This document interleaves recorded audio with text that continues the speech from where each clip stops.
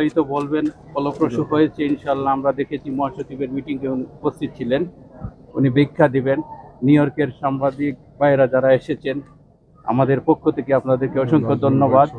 কনকনে শীতের মধ্যে আপনারা এসেছেন, আজকে থলু সমাগম ঘটেছে এই গভীর রাতে। আমাদের পক্ষ থেকে আবারও ধন্যবাদ, গিয়াস ভাইয়ের পক্ষ থেকে ধন্যবাদ জানাচ্ছি। এবারে আপনাদের আমার মনে হয় নাজমুল ভাই কিছু জানতে চাইবেন, বলেন, আর আমাদের সৌরভ ভাই। Thank you. গিয়াস, আপনি গিয়েছিলেন, দেখলাম আপনি লন্ডনে যে মিটিং হলো সেখানে ছিলেন, তো কি মনে হলো আপনার সফর? আপনি কেন গিয়েছিলেন এবং কি মনে হলো ফিরে আসার পর?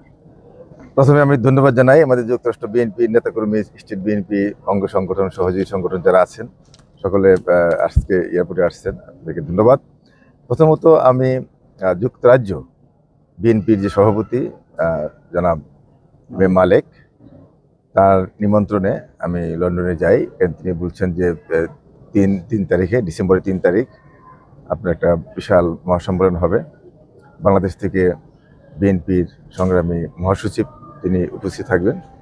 তো মূলত সেই উদ্দেশ্যেই লন্ডনে যাওয়া, এবং সেখানে যে মহাসচিব যে বার্তা দিয়েছেন আপনারা পত্রপত্রিকায় দেখেছেন, স্পষ্ট বার্তা যে বর্তমান এই যে ফ্যাসিস্ট সরকারের দোসররা ভারতের মাধ্যমে বাংলাদেশে একটা অরাজকতা সৃষ্টি করার চেষ্টা করছে, এবং সেই ব্যাপারে তিনি হুঁশিয়ার ব্যক্ত করেছেন সকলকে ঐক্যবদ্ধ রাখবার জন্য, যে দ্বিতীয় মুক্তিযুদ্ধের, দ্বিতীয় বিপ্লবের যে আমাদের যে ফসল সেটা যেন ধূলিসাৎ না হয়ে যায়।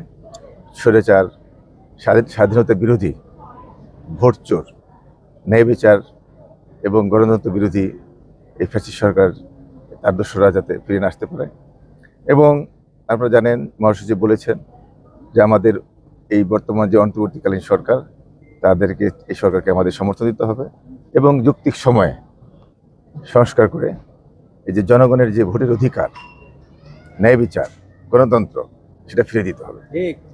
যৌক্তিক সময় বলতে আপনি কি কোনো ব্যাখ্যা চেয়েছেন? কতটা সময় হলে যৌক্তিকটা মনে করেন যতটুকু এটা বোঝা যায়, হয়তো ম্যাক্সিমাম আমি মনে করি, আমার পার্সোনাল মতামত হতে পারে 1 বছর ম্যাক্সিমাম, তো 6 মাসও হতে পারে। আর আপনার তো যেহেতু সেখানে ছিলেন, আপনি দলের ভাইস চেয়ারম্যানের সাথে, ভারপ্রাপ্ত চেয়ারম্যানের সাথে ইনফ্যাক্ট কথা হয়েছে কিনা, যোগাযোগ হয়েছে? জি হয়েছে। উনি আমাকে সময় দিয়েছিলেন এবং আমাদের ঐক্যবদ্ধ থাকবার জন্য নির্দেশ দিয়েছেন।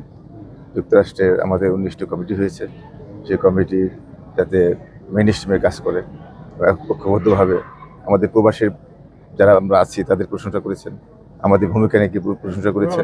ব্যাপারে প্রশ্ন করেছেন, জানতে চেয়েছেন? না, মানে আলোচনার মধ্যে আর কি। আচ্ছা, তো আমি এবার ধন্যবাদ আপনাকে। এবার আমি আমাদের একজন বিশিষ্ট শিক্ষাবিদ যুক্তরাষ্ট্রের এবং অত্যন্ত সম্মানিত একজন মানুষ আমার বিবেচনায় অন্তত, অধ্যাপক সরস, যিনি আপনার সফরসঙ্গী ছিলেন, গিয়েছিলেন। আমাদের বাংলাদেশের বুদ্ধিজীবীরা খুব সমালোচিত, সব সরকারের আমলেই সমালোচিত তাদের ভূমিকার ব্যাপারে। আপনি একজন বিশিষ্ট বুদ্ধিজীবী, নমস্য বুদ্ধিজীবী আমি বলবো। তো আপনার কি মনে হচ্ছে বুদ্ধিজীবীদের কি ভূমিকাটা এখন হওয়া উচিত বাংলাদেশের জন্য? এখন যে এটা একটা ক্রান্তিকাল চলছে বাংলাদেশের জন্য, যেখানে আমাদের অনেকটা, এমনকি আমাদের সার্বভৌমত্ব মানে চ্যালেঞ্জ হয়ে যাচ্ছে, এই মুহূর্তে আমাদের সবার সংঘবদ্ধ ঐক্য থাকতে হবে, এবং সে ঐক্যের মাধ্যমে আমাদের যদি কোনো বিপদ আসে, সেই বিপদকে আমরা আমাদের দুঃসাহসী মানে ঈশ্বর চেতনার মাধ্যমে আমরা সেটাকে প্রতিহত করব। এটাই হলো আমাদের সবচেয়ে বড় এই মুহূর্তের কাজ। ধন্যবাদ আপনাকে, ভালো থাকবেন আপনারা সবাই। Thank you. আপনাকে ধন্যবাদ।